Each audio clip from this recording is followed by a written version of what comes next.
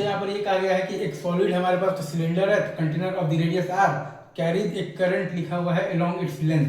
The current density जो J है वो लिखा हुआ है, बेसिकली आपके पास की यूनिफॉर्म नहीं है over the cross section of the conductor, ठीक है। बट वो आपका बेसिकली फंक्शन है आपके पास तो रेडियस के अकॉर्डिंग टू द लॉ, तो जे बराबर दिया हुआ है B R, where B is a constant. हमें बताना है calculate the magnetic field at the interior and the बताना है एक्सटीरियर पॉइंट।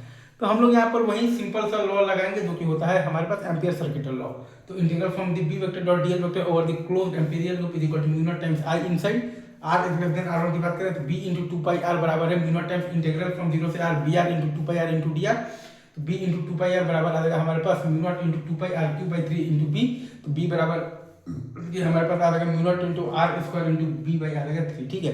ऐसे ही अगर आप यहाँ पर ध्यान देंगे तो integral of the B vector dot DL vector over the closed amperian loop बराबर आ जाएगा mu naught times I inside और R is greater than R one अगर हमारे पास है तो B into two pi R बराबर आ जाएगा mu naught times integral from zero से R B into R into two pi R into आ जाएगा तो डी आर। तो बी बराबर हमारे पास आ जाएगा अगर आप यहाँ पर ध्यान देंगे तो आपके पास आ जाएगा mu naught into R cube into B by 3 into R, ठीक है। इंटीरियर और एक्सटीरियर पॉइंट्स के लिए हमारे पास ये आ गया है एम्पियर सर्किटल लॉ से मैग्नेटिक फील्ड, ठीक है।